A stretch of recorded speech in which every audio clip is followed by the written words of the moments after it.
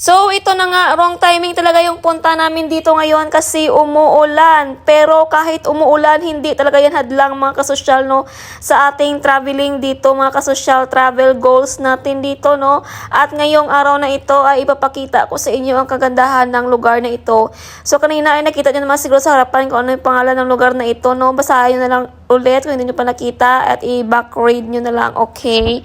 So, nakikita nyo ngayon dito bakit umaambon at bakit may payong ako kasi nga sa una pala ng video kasi sinabi ko na nga na umuulan pa. Ayan, so habang tinutur ko kayo sa place na ito ay syempre nagmodel-modelan tayo. Mali ata yung ating pinuntahan mga kasosyalan. Doon natin yung exit. O tingnan nyo naman, no, napakaganda talaga dito ng mga bamboo nila. So, ito yung tinatawag ata na Chinese bamboo. Ayan, no.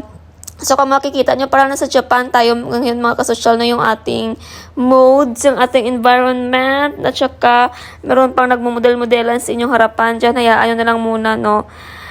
Kasi mga kasosyal, itong lugar talaga na ito, oh my gosh, na ano yung paaking payong, mga hindi nakayanan yung ulan mga kasosyal, no?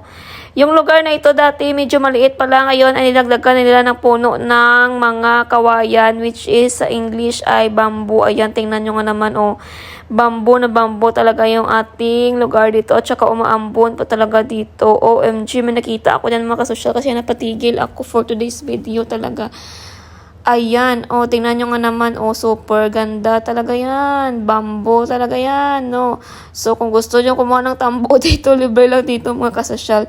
Anyway, hindi libre yung tambo dito kasi ito ay for the eyes only, no. Bawal galawin yung mga bamboo na yan kasi na-preserve talaga yan for tourist attraction mga kasosyal, no. So, ito lang yung kanilang mga bato-bato na daanan natin papuntang labas mga kasosyal kung saan makikita na natin yung additional na ganda ng lugar na ito mga kasosyal, no. Super beautiful at syempre malamig dito, no, mga kasosyal, no. So, may mga kubo din dyan sa gilid mga kasosyal, no. Ayan, no. So, dito muna tayo magsilong mga kasosyal for a while, no. Kahit konti lang magtuyo-tuyo lang yung ating basa, ano. So, yun naman for today's video. Babush!